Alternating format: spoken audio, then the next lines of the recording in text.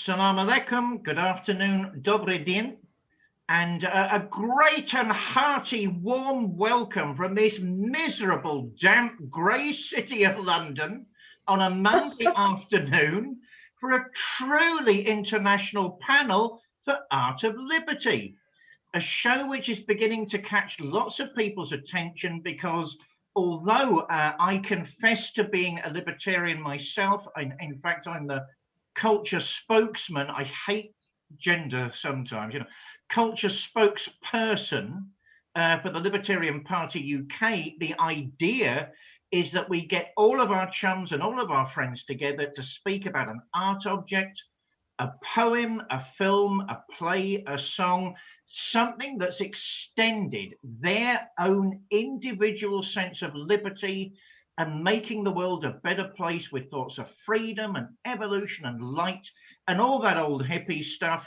which, by the way, is more relevant than ever today. This is episode 4, and we're going to have even greater fun than usual with a truly international panel. So I'm going to begin by going to a chum of mine from Canada. I've been talking to Tim Moen on and off for years, and I've never had the privilege of working with him yet. I hope this is the start of a much longer and smoochier relationship on the airwaves. Let me say a few things about Tim. Not only is he in disguise this afternoon because he's the actual party leader of the Canadian Libertarian Party, which of course is quite a formidable force over there. He's also a paramedic, he's a firefighter, he's a producer of a number of shows, a political activist, a businessman, and a filmmaker. And I'm very, very privileged to have him, as indeed all of you, on the show. Tim, if I go straight to you, what is the art object you want to talk about today? Sure. Well, okay. What was in my mind to talk about was actually a book that really increased my personal freedom that I owe a lot to. And that book is called Nonviolent Communication by an author named Marshall Rosenberg. And nonviolent communication kind of came into my sphere, I guess, probably about 7 or 8 years ago. It was he was a speaker at a freedom conference. I just noticed him on the agenda, and so I looked up his book, read it, and I'd have to say it's probably one of the books that changed my life the most and gave me the most personal freedom. Nonviolent communication, I think, closely maps over libertarian philosophy. Libertarian philosophy is about self-ownership. It's about nonviolence. We want a peaceful world, one where we resolve conflicts peacefully, but we apply that lens to the external, to the political, to things that we can't really control. Maybe we can hopefully influence a little bit, but let's face it, we may never get the kind of world we want to see or the kind of government we want to see. It doesn't stop us from trying. But this book brought liberty to me personally in my own life, in that it increased my choices. It enriched me. It created more flourishing in my life. The premise of the book, it starts with self-ownership. And the idea is that, all our negative emotions, the way we feel, is something that we own fully. It's not, if I say, Marshall Rosenberg would say, someone else doesn't hurt your feelings. Someone says something that triggers hurt in you, but that hurt is there because of a story in your head, because of something that you own completely. And so this has helped me a great deal in terms of conversations as a political activist, as a guy that ran for prime minister. The last 2 general elections, there's some mean things that get said about you. There's some people lashing out at you. There are people that take out all their toxicity and all their anger towards you. And it helped me stay in conversation with these people because I now understand that not to take this personally. And so Rosenberg further goes on to say, so that's the first thing. The first thing is complete self-ownership over what's going on in me. My emotions are fully mine. I'm in control of them. I don't surrender that control to anyone else. And so it's like radical self-ownership. And we do that in the language we use. I would, as a practitioner of nonviolent communication, I should never say something like, "You just hurt my feelings," or something like that. Because no, you didn't hurt my feelings. My feelings, I'm feeling some pain right now. But let's explore that together. That's the kind of approach. So that's the first thing. Then the next thing is that all our negative emotions, or emotions that we would to give the label negative, anger, frustration, sadness, all these emotions are caused by an unmet need. We have all these needs as human. We have the need for connection, for community. We have a need for love, for being heard, for respect, these are for food, for shelter. These are all human needs we have. And when our needs aren't being met, quite often we experience emotions like anger, like frustration, sadness. And so the goal then is, when we are feeling angry or frustrated, is not to say, I need to tamp down my anger, I need to control my anger. It's to recognize that anger is telling us something, that there's an unmet need here, and to explore what that need is that we need to have met.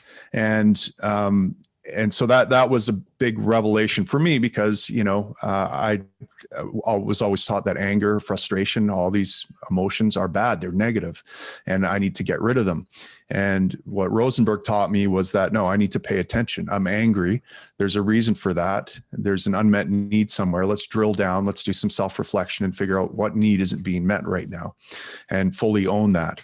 So this has helped dramatically in terms of just talking with people and feeling anger in the moment, and recognizing first and foremost, it's not that other person that's making me angry. There's an unmet need in myself right now, that whatever that person said triggered a thought in my head, and I'm recognizing there's an unmet need, and now I have to drill down and figure out what that is. So it's really helped me in relationships. My wife and I have both practiced this, and it's really helped us drill down to the root of the problem, because when we argue about things like the toilet seat, who left it up, who left it down, the argument is never about the state of the toilet seat.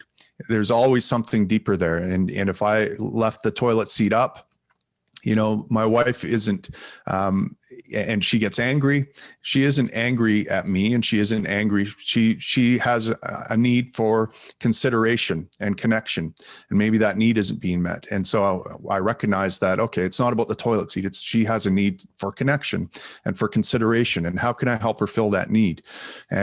And so we focus on those types of things. So it's greatly improved my relationship with my loved ones. It's improved my relationship at work. And the last thing it's really helped me with is mental health on the job. And so, as a firefighter paramedic, I see a lot of bad stuff. I get into, it's a risky job as well.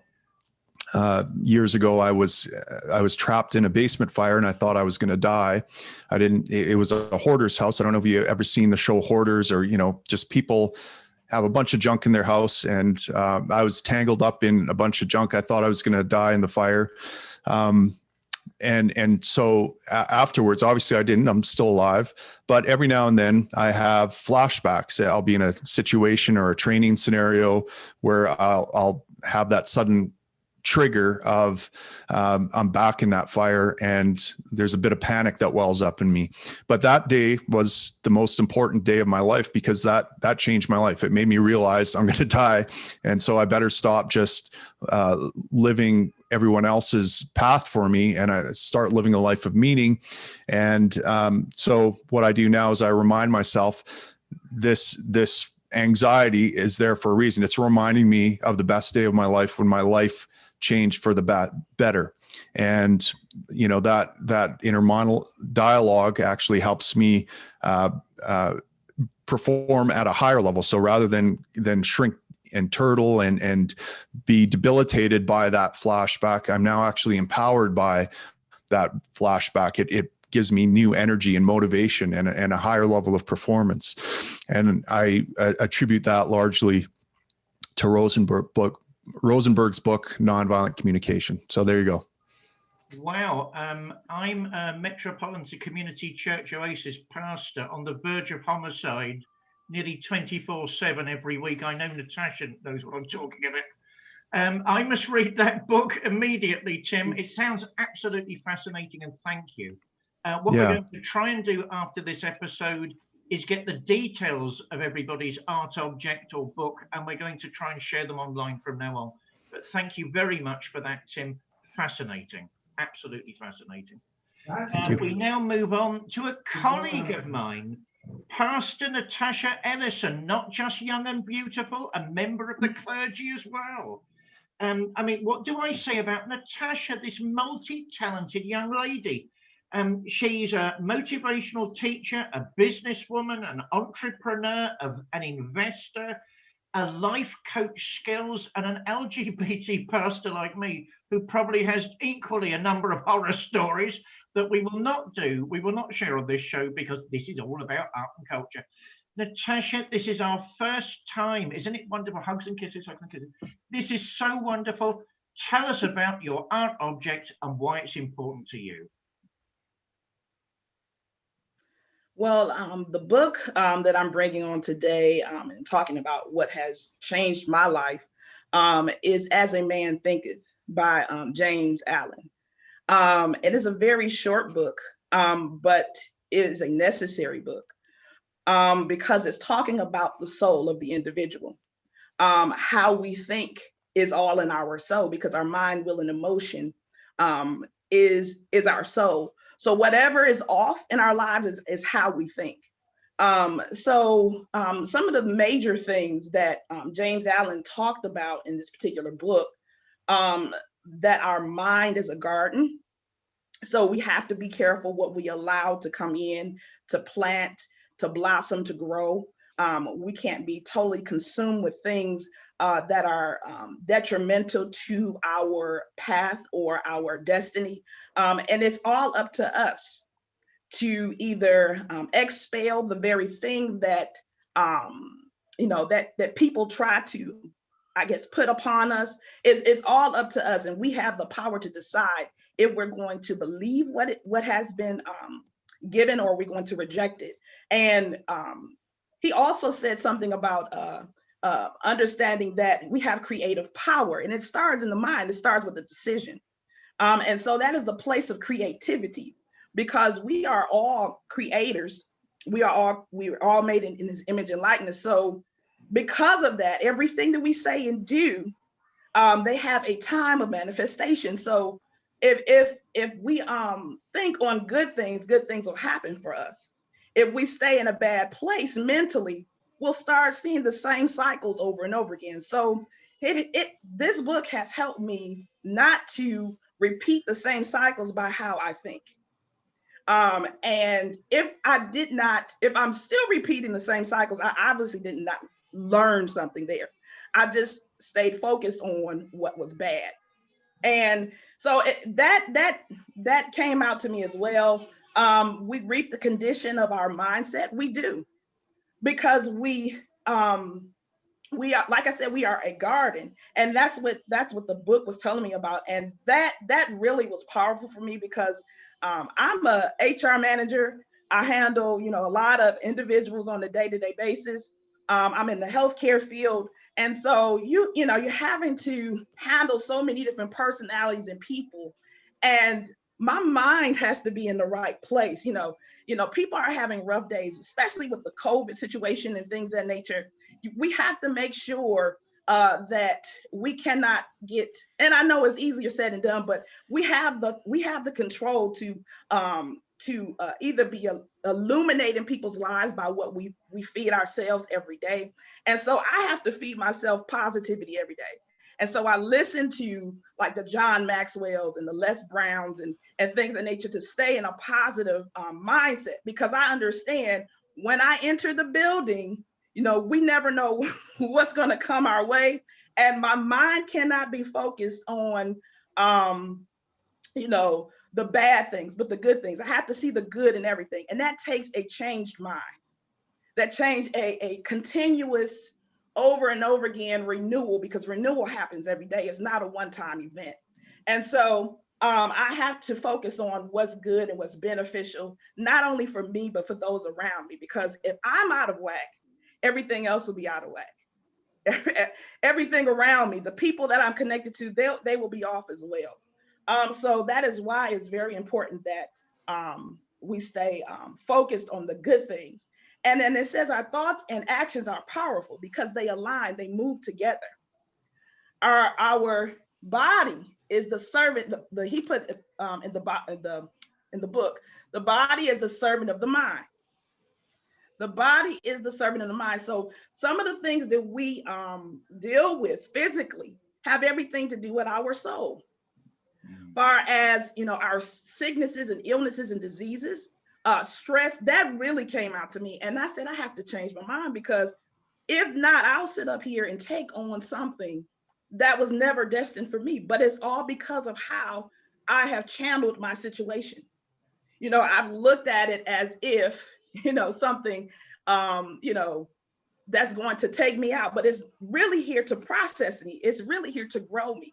And it's all a matter of the mind, the will, and emotion. What do I choose to believe? That's the place of belief. And we must stay understanding that when we're protecting our mind, we're protecting our body. And we have to guard it at all times, especially if anything can blossom in that place. And so I just say my whole life has changed because I shifted my thinking. I shifted each and every day. We have to shift our thinking. It's not a one-time thing. You know, we go through different challenges and circumstances that will tell us that we're not winners. Well, I have to go in with the mindset that I'm a winner and I'm an overcomer before I get to that particular situation. And so a lot of his book has shifted my thinking that I am free. I'm not bound. I'm not, what other people would say or identify me as. I am a child of God. I am, I have special things to bring to the earth. I have, I'm full of creativity. It starts here. If we don't think that, if we don't believe that, we'll start living out somebody else's opinion and somebody else's plan for our lives. And so that is how this has helped me to be free in who I am, to accept everything, my flaws, my my shortcomings, whatever may happen. I have to accept and receive it as it is, but I have to stay positive in it. And I can't lose faith or hope because of what's happening to me. I must understand that it's not happening to me. I'm happening to it. I'm bringing something different and new. When there's a cloudy day, I have to bring the light, but we have to think in that mindset. We have to, like I said, it's a continuous thing over and over again on a day-to-day basis, but it's all about what we're eating, what we're taking in our souls. Wow. And that is my book. Natasha, that's extraordinary. I noticed, oh my God, we're all in the Garden of Gethsemane, our tensions and fears today. I noticed a therapeutic theme here. That is fascinating. Do you know, I forgot to say in your intro, what part of America are you based in? I'm in Charlotte, North Carolina. North Carolina, gosh. I've heard it's very beautiful there. I've heard it's very beautiful. It is. Gosh. Thank you, Natasha. We'll move on to an old sparring partner of mine, and dare I say, bitter rival. Oh, teasing. Mr. Kapil Gupta, I believe he's of Hindu extraction. I've never actually talked to him about it. Is a fellow collaborator in TEDx Lambeth. I got to meet him through that wonderful project founded and curated by Daniele Hardy-Irandust. He's turned into a good chum of mine. He's, let me say a few things. Apart from a TEDx speaker, he's the co-founder of Nibana, which I believe is a sort of a business focused on life skills and life skills training. You can correct me on that, Kapil. Of course, also he's the co-author of a book that's coming out now called Being Fine, the other F word, which sounds absolutely intriguing to me. You know, and he's just one of those fascinating people talking about men's issues at a time when that's maybe underplayed. And, you know, if ever there was a time to talk about those things, maybe it's now. Anyway, Kapil, what have you got to speak to us about today? Thank you, David, and nice to meet everyone. Yeah, when David and I spoke first about this program, I was going to talk about a book called Finite and Infinite Games by James P. Cars, which has been life-changing for me. But as the time progressed, I thought I would talk about Being Fine, the other F word, as it's recently, it is actually in the process of getting released. And it is a book that has been put together by 15 different co-authors.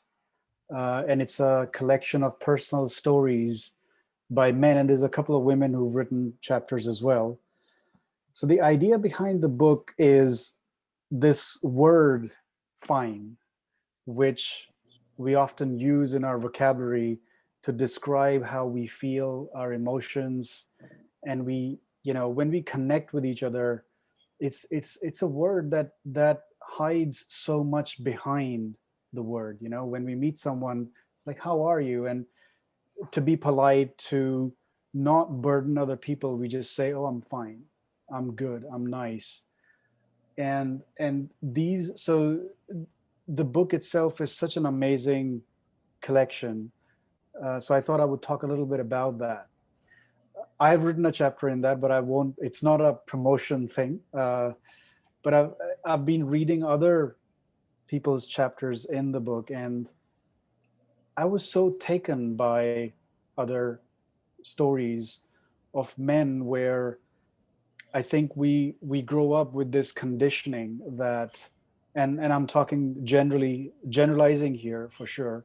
Not everyone is in that boat, but I think mostly men are told that we have to hide our feelings, that we have to hide our emotions, that we have to be a certain way to be seen as man enough, to be seen as good enough.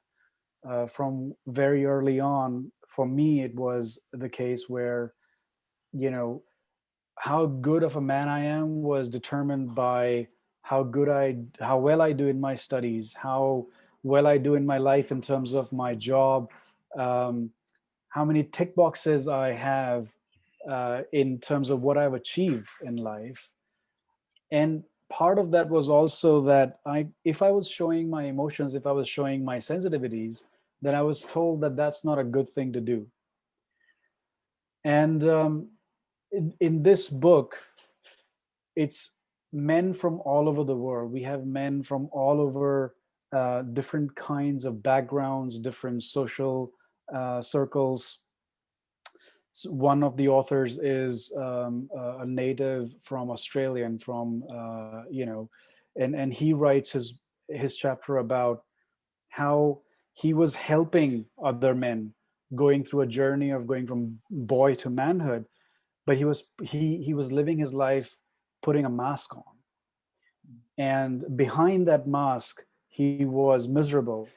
And then there's another chapter by someone in the UK who's an entrepreneur, who's a very successful guy, writing about how he was in Dubai and almost wanting to commit suicide because he just couldn't see where to go from there in life. Then another man who is a builder by trade, and he got to a point in his life where he was going through divorce and just couldn't see where to go from there. And even though he has two boys, but a point in his life where he literally went, you know, couldn't share his feelings, couldn't share his emotions with anyone, and the only way out, he thought, was to commit suicide. You know, so it's an amazing book of men struggling with mental health, and especially in this time of COVID, where, you know, we're all struggling with mental health. It is a book of struggle, and at the same time, it is a book that shows some hope. It is a book of hope where all of these men went through a very terrible time in their life, and at the same time they found solace in sharing their feelings, either with their therapist, either with their friends, their coach, their mentors, their families. And by sharing their feelings and emotions and what they were going through, they got to the other side. And they got to the other side of finding that ultimately it's the connection. Ultimately, it's being able to share our feelings and emotions with other people or with other human beings, with our families, is what gives us, what makes us human. And so it is such a beautiful collection of very vulnerable, very open, very authentic stories. One of the authors, you know, who's also a close friend of mine, he lost his son 4 years ago, who committed suicide, and he's written a book about how his life entirely changed, moving from a corporate career to now, like, being able to share what he had gone through. So yeah, it's very personal, very close to my heart, that book. It is called Being Fine, the Other F Word. And there's a couple of women who've written in that book, and their stories about how they didn't realize that men couldn't share their feelings openly, and how that had led to end of their relationship. And if only they had known how to just listen to men and how to allow men to share their feelings more, maybe their relationships could have been saved. And so it's such a powerful, powerful book. And I think, as I said, in this time when we're all kind of stuck at home, um, either by ourselves or by with our loved ones, it can be such a pressure cooker type situation. And I think allowing these kind of avenues where we can share what we are going through can be life changing and life saving in a lot of ways. So yeah, I just wanted to say that. Oh, timely material, Kapil, very timely material. Thank you. We Thank you. now bounce across the planet to Kazakhstan. We've got two blasted Kazakhs on this show. My God, what can you say? We'll go first to my dear friend Dilyara. Dilyara Lindsay, I think you're in Kazakhstan at the minute, aren't you? I think you're there at the moment. Yes, at the moment, yes, in Kazakhstan, yes. Well, I mean, she's a remarkable person. I can't remember how many years I've known you now. I mean, she's a musicologist, a travel expert, a writer, an entrepreneur, and I know we've all got to be careful about pronouns these days, but sometimes I like the old gender words. She's a businesswoman. I mean, that word wasn't used for centuries, so I rather like using it. She's a full get in there businesswoman and an honoured friend of mine. Dilyara, what art object or book do you want to present today? Thank you very much. First of all, I am so glad and happy to meet with you here and with all your friends. Very interesting, very different people from different parts of the world. And my apology, since my last visit to England, I was exactly a year ago, so I didn't have lots of time to speak English, and forgive my very strong Russian accent, Ruski accent, but I'll try to speak. I will try. Anyway, we now all find ourselves in a quite strange time, living for quite a while in this earth. I actually haven't experienced sort of situation when I actually stopped two of my businesses as travel agency. You know, I was involved in a very exotic tourism. I used to take people to South Africa. I love that region of the world. And my another business was education, when I used to take our children to south of England and during summer, and they learn English. So all those now stopped. Anyway, at the same time, I'm still very busy. I don't know why. You know, most of the days, of course, at the moment I'm working as a babysitter. I help to raise my little granddaughter, and at the same time I write a lot. And I am now I joined a very big workshop, story writing, short story writing, and now just to be more professional in this, and I'm still writing my poetry. And I think by the March, April, it will be already, anyway, I prepare my book, new book, and I think you will be my boss and expert. I hope. Anyway, what is inspiring me nowadays?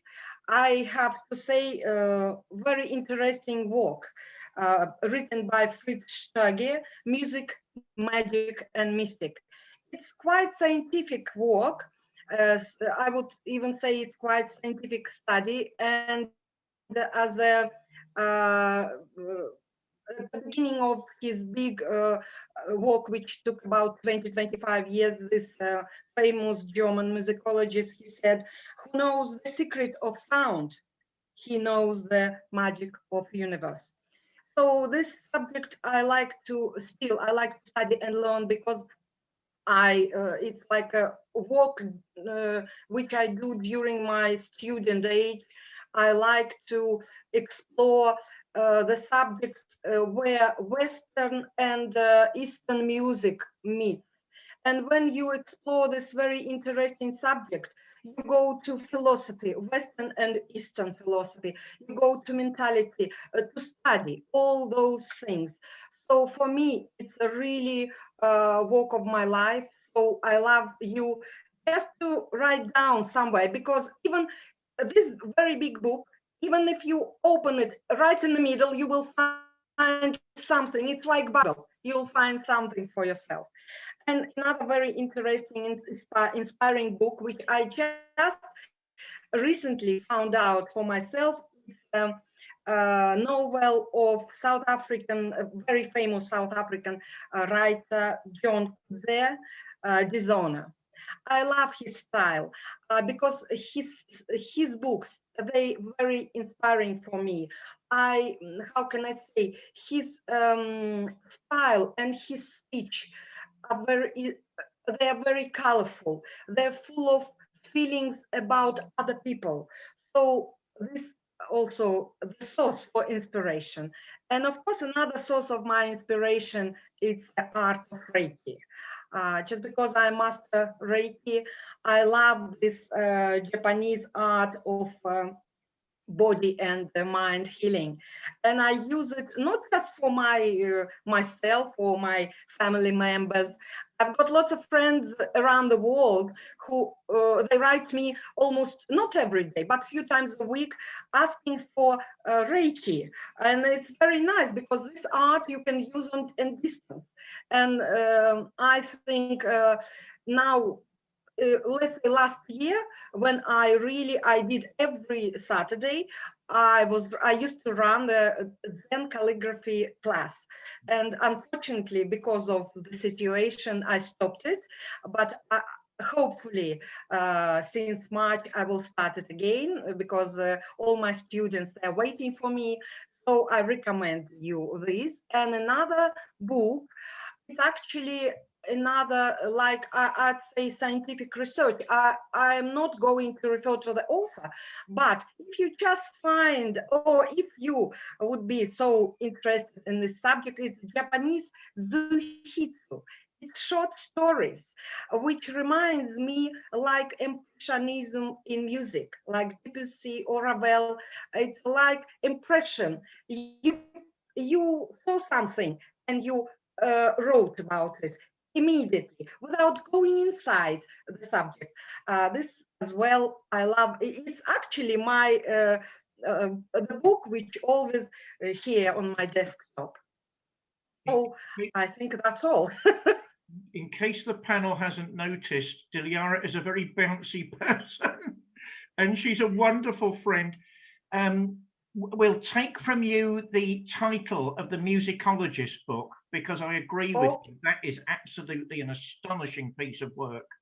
And we'll get you back on to talk about. Again, it's Franz Steger, Music, Magic, and Mystic. Yeah, quite famous work, actually. Yeah, very, very famous. I'll contact you by email, Dilyara, and we'll put that online. It's a wonderful book. Very good. Thank you. We'll get you back to talk about the short stories. Not Reiki. I know Reiki. No. Not Reiki. But yeah, well, thank you very much, and we'll get that online later. This is completely an accident. I mean, normally I try and aim for a very wide dispersion of people and interests. I don't know quite, it must be a subconscious thing at the back of my mind. We've got some very strong LGBT advocates here, as well as a sort of theme of therapy that's running through the show. I confess to you, dear viewers and listeners, that's completely an accident. It's only now they're all bloody together. It's sort of staring me in the face. We move to my dear new friend, Ejel Khan. He is a remarkable person. He is not only the coordinator of the Muslim LGBT network. That is challenging. That is challenging, as you can probably work out. He is also a rights activist with a background in media arts and an intersectional human rights artist. Did I read that correctly? Ejel, tell us a bit about yourself and what art object or book you want to talk about today. Thank you, David. Thank you for everyone joining us. I'm a media background. I'm an activist, so media arts plays into that. I'm speaking to you from Luton, which is 30 miles from London. I'm quintessentially English. I'm British. I was born here. I'm 46 years old. And but I'm proud of my roots. So everything else you mentioned, concur with that. And like you mentioned, I'm the coordinator of Muslim LGBT network, but I have a background in the media. I've done graduate and postgraduate degrees in the media, and I've worked in the media as a freelancer, and I still do. But most of my time now is obviously taken up with the Muslim LGBT network, because running parallel to that was my activism. And it's human rights as well, because LGBT rights, it kind of intersects with human rights, and it's all intersectional in that sense. There's a parallel between all of that. And I've visited other parts of the world, be it North America, Europe, Asia, the Middle East. And wherever I've gone as a British English male, because that's what they hear first and foremost. Even though I have a funny sounding name, and I happen to be Muslim and I happen to be gay, for me, I'm a composite of all my parts, and I have been influenced by a lot of things in my life, be it American television or, pop music from Britain, or some Bollywood from India, or Pakistani films or Bangladeshi films. I just want to talk about this book. If you can see, it's probably that wrong way around. There's pictures from here. It's by Bakhtygul Gupta. And I just want to speak about that. This is a signed copy, which is available at the Photographer's Gallery in London. And there's a picture here, which is specifically important to me. I don't know if you can see it. You'll see that, so I'll see it right here. And this picture was taken, just leave for a second so you can just have a bit of a look. It was taken outside the Jama Masjid in Delhi, and it forms part of this pictorial essay. It's a photo essay, in fact. And it's written by Bakhtygul Gupta from New Delhi. He was born in 1953. It's part of an exhibition at the Photographer's Gallery in London. And that exhibition particularly has been taking place since October. It was meant to run throughout February, but had to close beginning of this year, coming to 2021 because of the pandemic. So I'm not sure if it will carry on. They might do, but if you are in London, if you live here, or if you're going to visit here, please, keep an eye out for it, or in the social media, because it's likely to run on from that, be extended to probably spring, because obviously that's to shut down early. The reason why I posted some of the pictures from the exhibition on my network, the Muslim LGBT network, and it's across all the platforms, and you'll find us everywhere. on social media, and you'll see these pictures from this book. They're there because the exhibition, I took pictures of individual photographs, which is part of his exhibition, and to explain who Sunil Gupta was. Sunil Gupta is of Indian heritage, obviously born in New Delhi, of Hindu section, his faith being Hinduism, but living in Delhi, which is part of the Delhi Sultanate, the Mughal Empire. He took pictures of his birthplace, which tended to be like the Jama Masjid, the picture I showed you, which is a mosque, one of the oldest mosques in India, which was commissioned by Shah Jahan, also commissioned the Taj Mahal, which is the quintessential image of India, which is actually a Muslim monument, to Mumtaz's wife, mausoleum. So if you look at it in that sense, that place which I showed you, the Jama Masjid, is known for sex workers. So people go outside there looking for rent boys. And what was mentioned in the actual picture, the picture that I showed you, the picture itself said, the caption read, I loved this part of town. It's got such character, and you can have sex just walking in the crowd, because it's got a reputation as being a place for rent boys as well, kind of inhabit, and you get some young street kids who are there, drug addicts as well, kids who take blue. But if you think about the juxtaposition between a place of worship, a renowned place of worship, and what it is known for, prostitution, and some of the pictures don't always relate to LGBT or sex work or any issues like that. His pictures tell a story of his birthplace.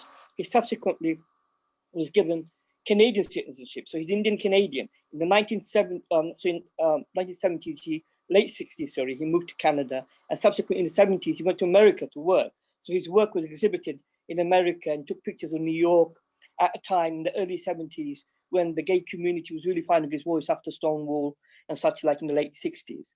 So he encompasses North America, and now he lives in London. And, so he's got that kind of global outlook. And there's a saying that a picture tells 1,000 words. Well, if you go to the exhibition or if you read the book, I'm not plugging his book, I'm saying it because you see the humanity that binds us all. Someone who was born in India, who's an openly gay man, who started off as a photographer, who studied in that medium, who then became an activist, and now is settled in the UK and has been living here since the 80s. His exhibition encompassed some of his British experiences, like the Britain he found in the 80s, which was very multicultural, which was changing, and America he, encountered in the 1970s, which was, very diverse, obviously New York and America being the melting pot that it is. But New York particularly, people say New York is separate to other parts of America. It's a country on its own, so he brought all that with him. And to me, the reason why it resonates with me as a gay man, because that's all my experiences too. Like, I come from the Indian subcontinent, which is now referred to South Asia. My roots are in the Delhi Sultanate, ran all the way from India, Pakistan, which is now Bangladesh, and this was pre-British, the pre-British colonial times. And in London, we have the largest South Asian community in the West. So, and Muslims who've been part of this country for hundreds of years through the British Empire. So when I tell my story is also one of intersectionality, being a gay man, being a Muslim, being born in Britain.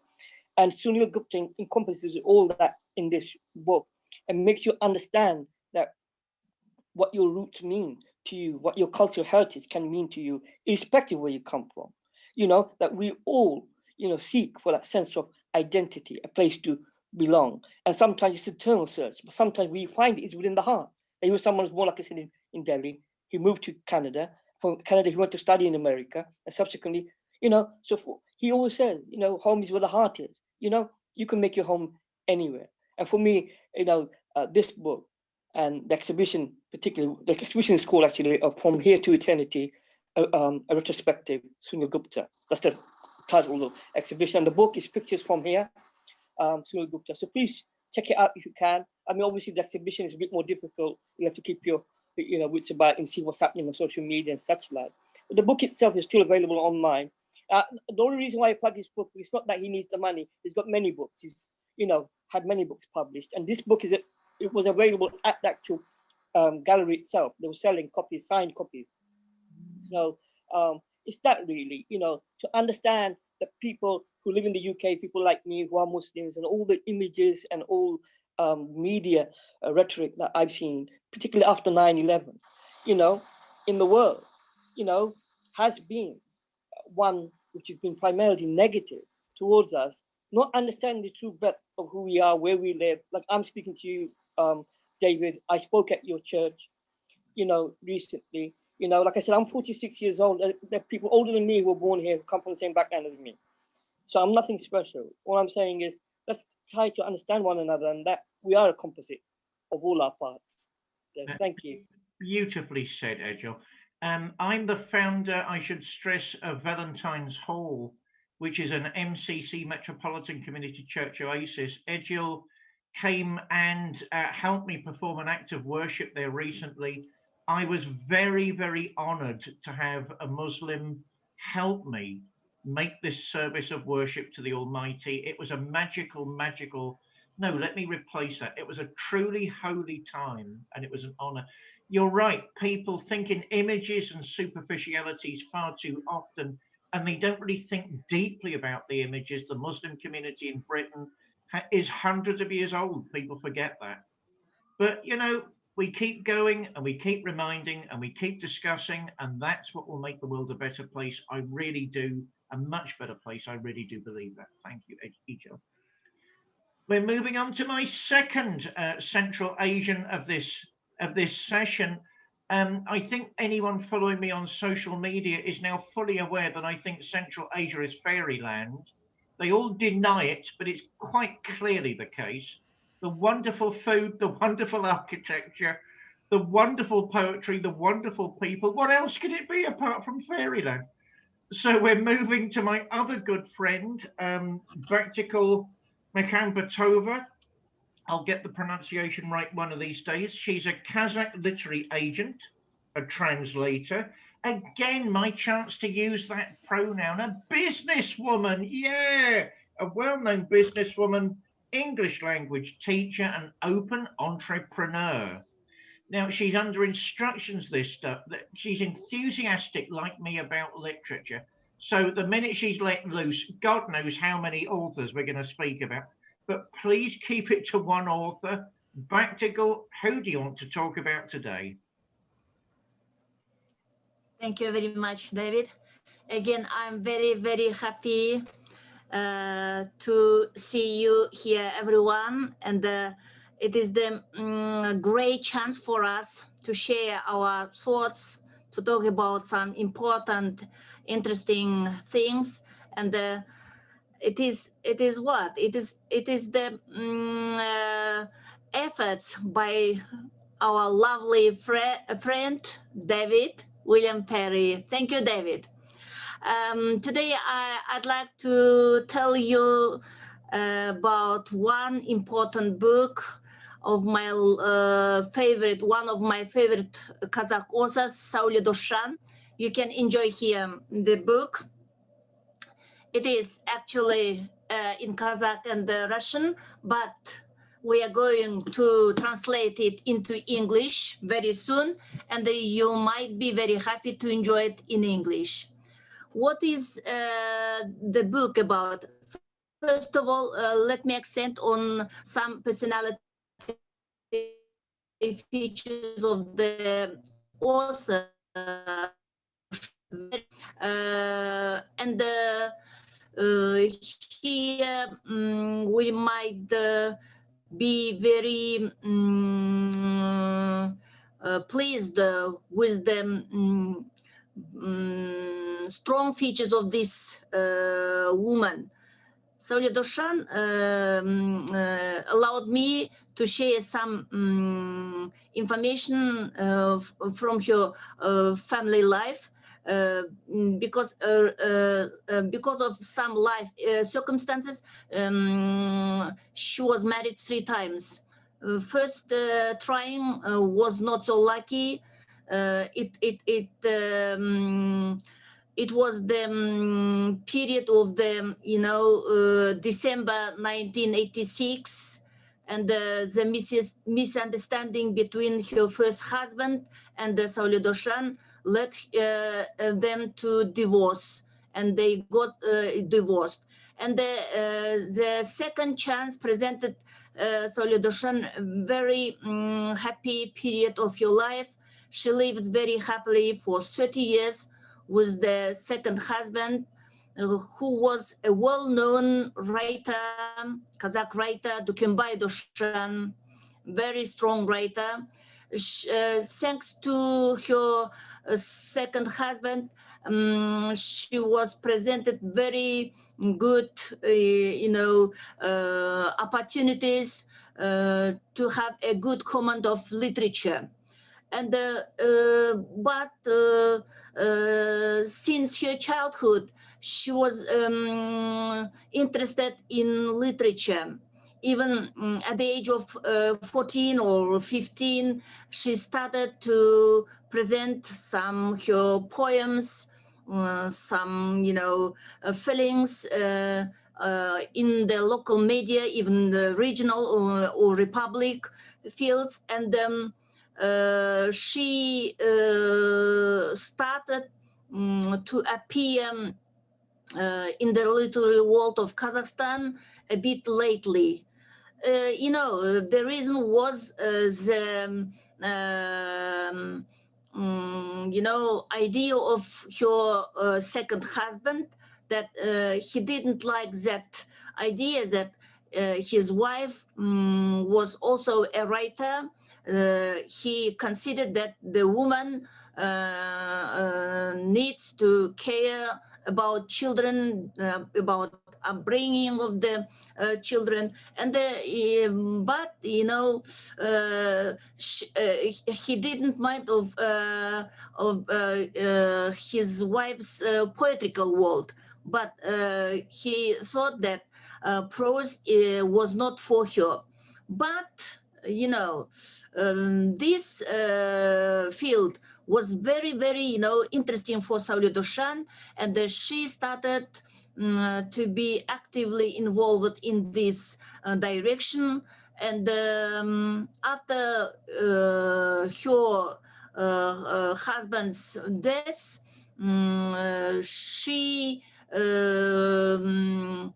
found another man in her life, and that man really helped her to realize all her, ideas, dreams in the literary world. And this man, her third husband, Sat Tokbekbaev, a very well-known figure in Kazakhstan, has a great influence on the writing of the novel Tragedy and the Fate. This novel, as we might see here, very big tragedy of the Kazakh people. Soledoshan started writing this book, and she had to be involved in the research work very actively, and because of her husband's great experience in this issue, because he had to live in the eastern part of Kazakhstan in those horrible years of the Semipalatinsk nuclear weapon test period, and they had a kind of common theme for discussion, for their conversation. It was not so easy topic for them, but after all, to write about the tragedy of the steppe, the people of that steppe, you need to see them. Then they had to visit Semey, eastern part of Kazakhstan. By the way, as the literary agent of very many Kazakh authors, I need to accompany them in some different parts of the world, and I also tried to accompany them in one of the visits of the eastern part of Kazakhstan, Semi region, where the great Kazakh poet Abay Kunanbayev was born. Maybe you have heard this name of the Kazakh poet Abay Kunanbayev. There happened very horrible things. And there, Saule Doshan tried to talk to local people while preparing her books, because these books, based on realistic events, happened in the last decade of the 20th century and the years of the independence of today's Kazakhstan. And what we might say about Semey test, nuclear test, perhaps you might be not so sure with the facts of this issue for the Kazakh people. I might share here a piece of information. On August the 29th, 1949, the first 22-ton atomic bomb exploded at the semi-nuclear test site. Imagine, 22-ton atomic bomb. And by 1989, 470 nuclear explosions were committed. 354 of them are underground. 28 are surface and 90 are exploded in the air. Explosions tested for over 40 years in Semey exceeded 2,500 times the Hiroshima bomb. And you might feel the importance of this problem for the country.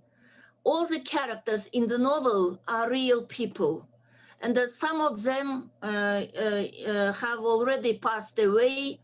And the Semey landfill has been closed, but its tragedy will not stop, and it will keep on playing a bad game with nature and people. And this book is born through a lot of research. One thing, she noticed that the effects of the polygon testing would not go away for 300 years. 300 years, people would keep on, suffering from the problem. And through one of the women in the book, the protagonist, Ayolam, the name of the woman, Saule tried to tell of the story of the tragedy of the whole Kazakh steppe. In turn, people started to read the book with a great, with a big enthusiasm. And the famous scientist, Igor Ismakova, said that the words of the writer, Saule Doshan, who was able to fit into the book the burden not only of the people of the Semey region, but also of the entire Kazakh people. The book's literal language guides its reader. And now we can see how Saule Doshan opened the topic. The writer prepares the character for a great tragedy. On Ayolam's school days, her house is next door to the house of a rich family. That neighbor's only son is a wheelchair user. But God is kind to him, as the boy is talented and plays the dombra very well. Ayolam helps the child. She grows up knowing what suffering is, and her compassion is followed by childhood love. However, when they finished school, they lost sight of each other, and Ayolam meets another man. And her husband, named Amir, was irradiated during the nuclear testing. That is, Ayolam met a disabled person for the second time in her life. And their first child was healthy, although he was healthy, but the second child was born with a disability. After that, her husband, Amir, himself passed away too. And the popular writer, Jusupbek Qorazbek, finds out that with Emir's presence in this novel, Sauledoshan has found a way to open the topic of nuclear testing. His death was not just a death, it was a national tragedy. And the writer's use of mysteries in the depths of the human mind deepens the meaning of that death. Seeing all that suffering, Ayolum hardens and matures. As a school teacher, she found herself in the middle of the anti-nuclear movement. Her personal life in the novel is followed by a wide range of scenes depicting the tragedy of the nation. In the novel, the way of replication is very different, as well as the tension and the resolution of the events.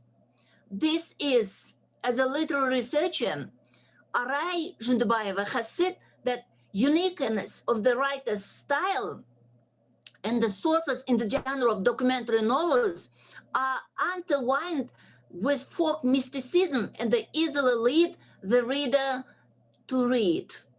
And obviously, this work is about the Kazakh mother who lived through the tragic days of the war between the empires, and they chose the struggle for survival of the nation. Easy readings bring the reader to the end of the work and make him happy. National value, national code, national wisdom, national soul wealth, national potential are known by literary works. Literary critic Sergei Likbay considers that this novel is a treasure trove for Kazakhs. I agree with him. And I hope the world will be also pleased with the book when it will appear in English. And I hope you'll also be very pleased with it. Thank you for your attention. Thank you, Bakhtygul. It's good to remind our viewers that words like nationalism are used very differently in different parts of the world. Please, let's remember that.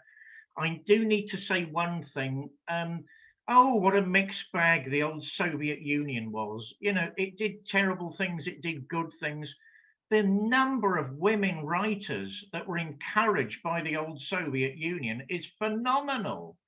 But let's not forget the bad things. I mean, my love has always been Central Asia. I mean, unannounced nuclear testing down the road from people's towns and cities is absolutely immoral with a capital I.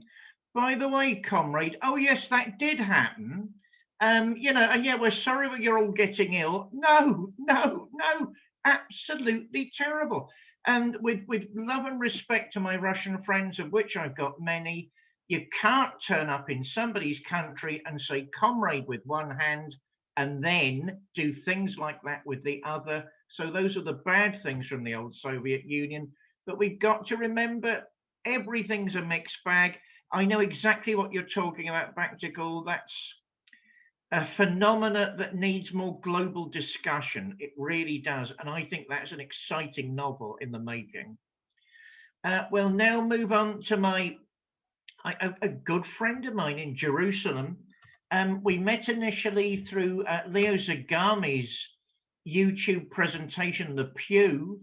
I'm honored to call Lowell a friend. I don't think it's as late in Jerusalem as it is in Kazakhstan. So, but we'll speed on anyway. I mean, Lowell is a broadcaster, the founder of the Root and Branch Association in Jerusalem, a co-host with our dear mutual friend Roseanne Barr, the actress, comedian, the Hollywood celeb. My God, he mixes with the great and the gay. What can I say? I believe he's also an author of some materials, but not a full book. Did I get that right? But anyway, Lowell, the floor is yours. What do you want to represent to us today? Can you hear me? Sort of, yes. It's like from the spirit world, but sort of. Great. How's that? That better? That's better. Okay. First of all, greetings to everyone in England, Canada, Kazakhstan, in India, from Jerusalem. And I know that we have a very limited time left, so I'm going to compress my comments into Telegram form.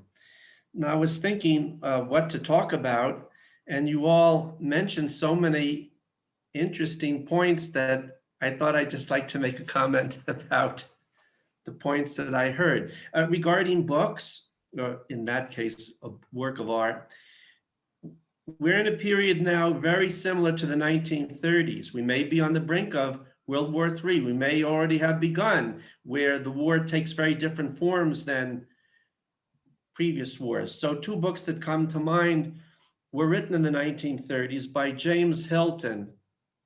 Lost Horizons, which he published in 1933 and was turned into a film in 1937.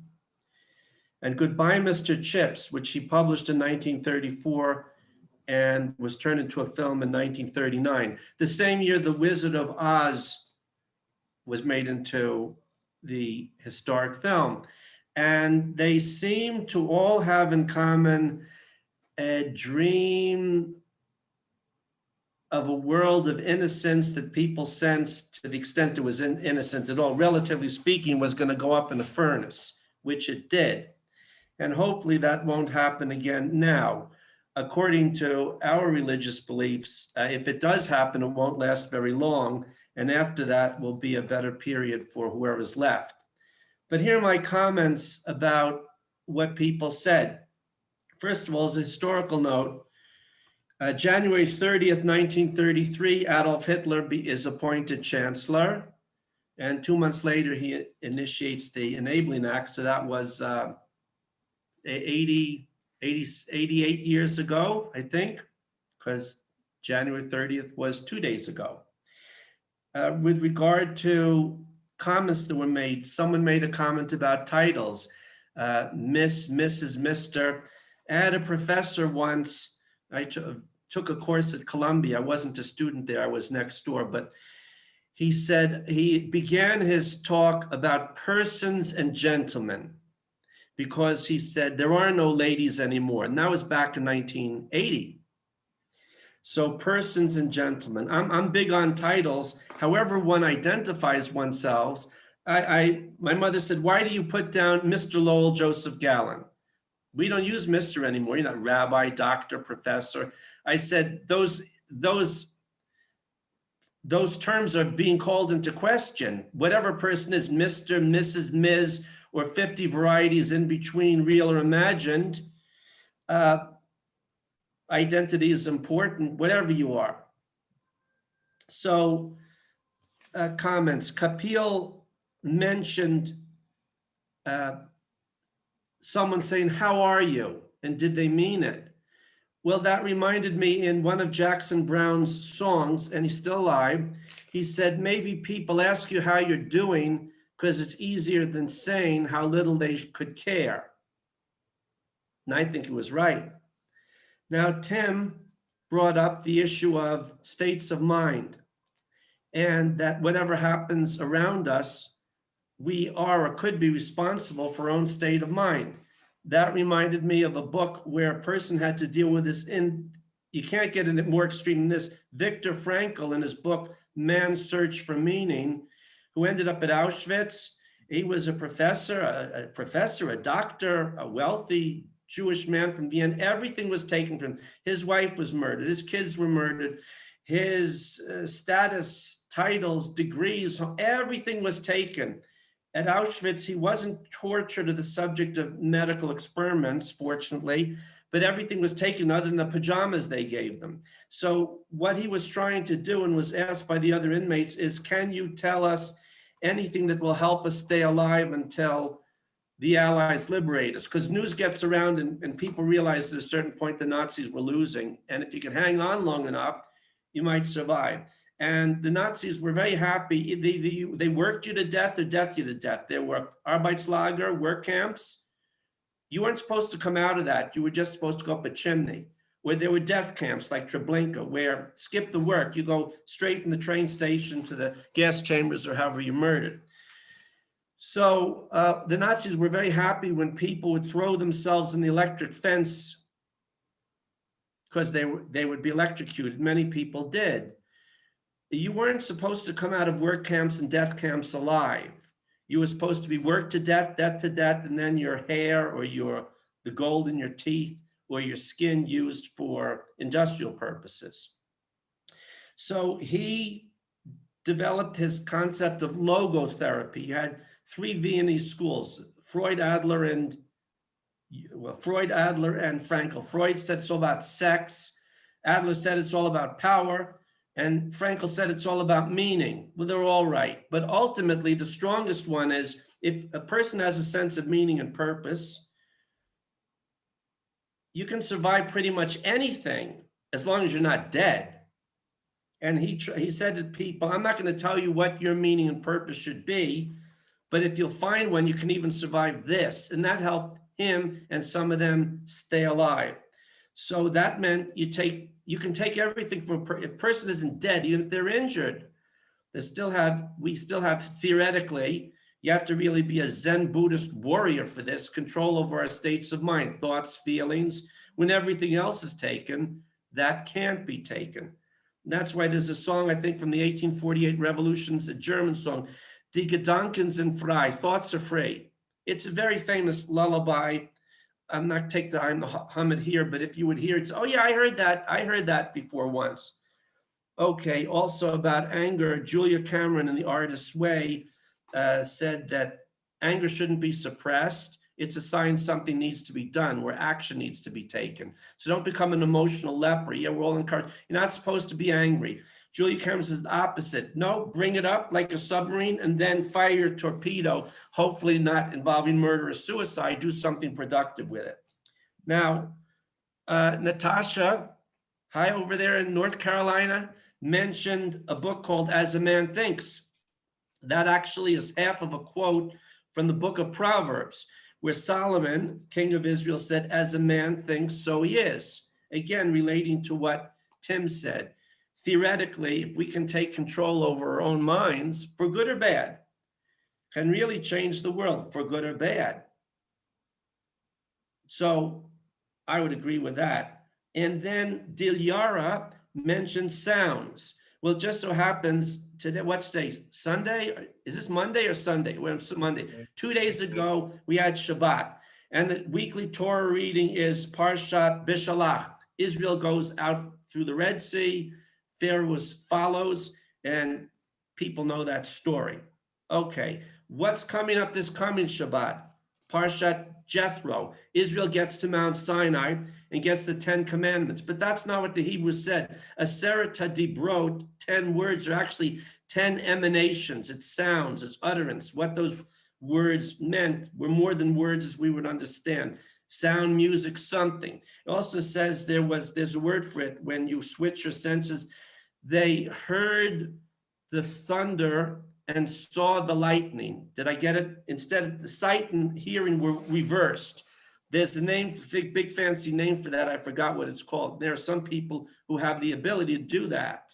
So that happened to the people who saw the thunder and the lightning and the drama over there. So it wasn't they're commandments, but it was sounds. What else I got in here? Okay, as Jill mentioned, look, you got the Taj Mahal. It's a Muslim center, and you have sex workers there.